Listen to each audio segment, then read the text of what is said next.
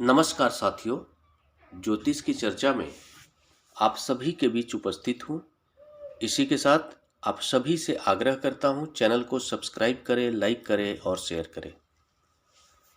आज की चर्चा का विषय है सिंह लग्न में बुध और शुक्र की युति है मीन राशि में, इसके क्या फल होंगे। अष्टम भाव के अंदर मीन राशि बन रही है और सिंह लग्न के अंदर मीन राशि में बुध और शुक्र की युति है, इसके फल क्या होंगे। मीन राशि में आकर बुध नीच के हो जाते हैं और शुक्र उच्च के हो जाते हैं।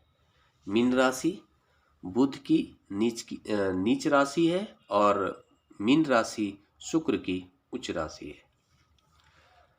इसके परिणाम को समझने के लिए सबसे पहले हमें दोनों ग्रहों की भूमिका को समझना होगा कि इस शुक्र की क्या भूमिका है इस लग्न चार्ट में और बुध की क्या भूमिका है इस लग्न चार्ट में।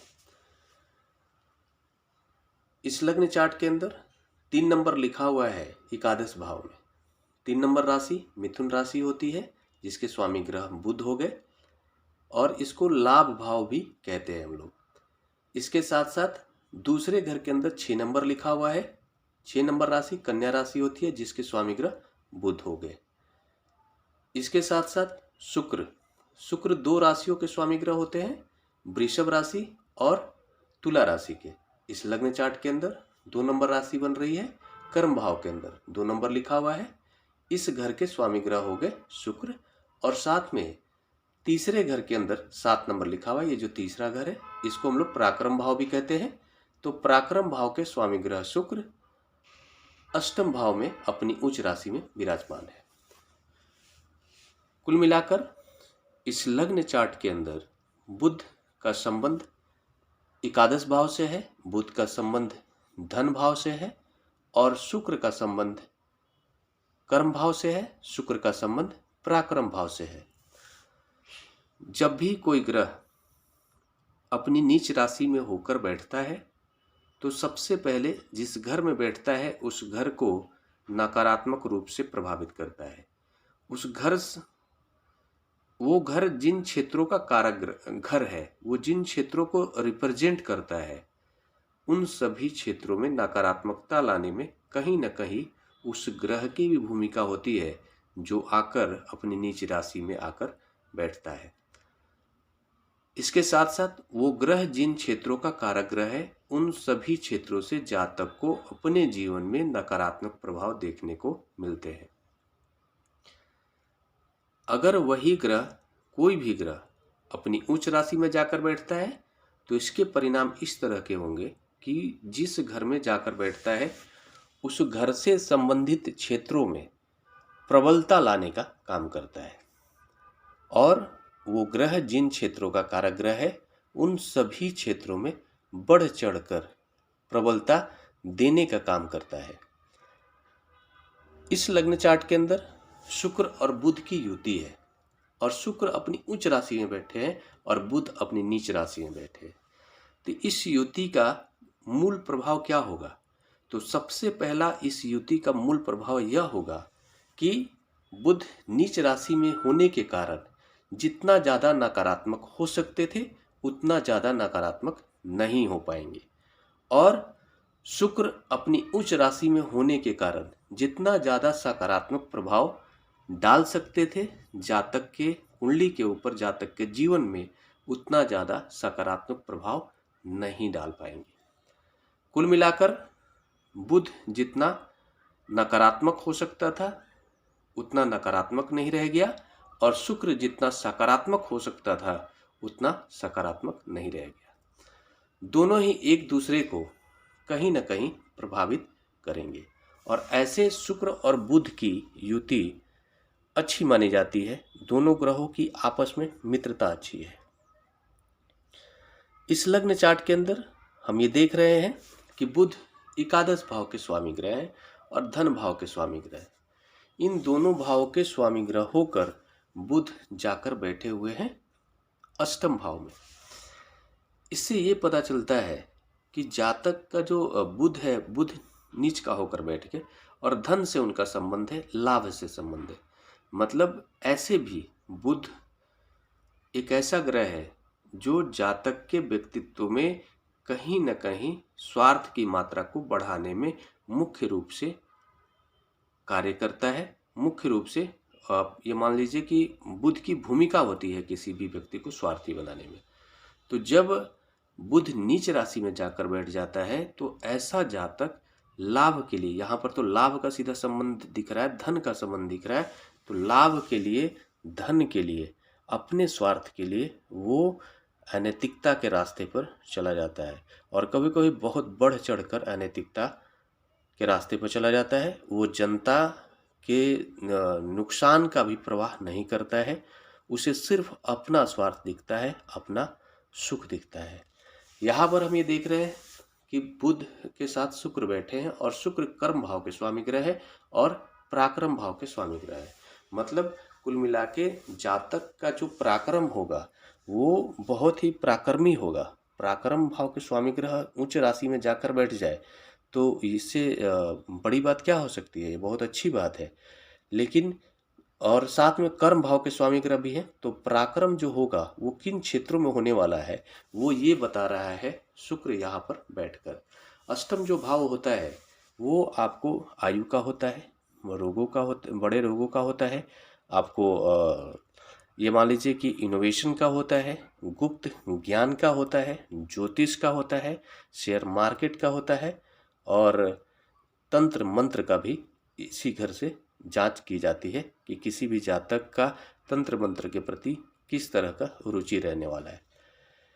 तो ओवरऑल हम ये देख रहे हैं कि यहाँ पर जो जातक है वो अष्टम घर से जुड़ के अपना कार्य करने वाला है। अष्टम घर से जुड़कर उसका जो पराक्रम होगा वो अष्टम घर से जुड़ा हुआ पराक्रम होगा। उसका जो कर्म होगा वो अष्टम घर से जुड़ा हुआ कर्म होगा। और जो अष्टम घर से जुड़ा हुआ कर्म होगा और जो शुक्र है वो यहाँ पर बैठकर अपनी सातवीं दृष्टि से द्वितीय भाव को देख रहे हैं, बुध के साथ देख रहे हैं। तो कुल मिलाकर के उनका जो पराक्रम होगा, शुक्र क्या है, शुक्र आपको ज्ञान के कारक ग्रह है। बुध भी जो है कि ज्ञान के कारक ग्रह है।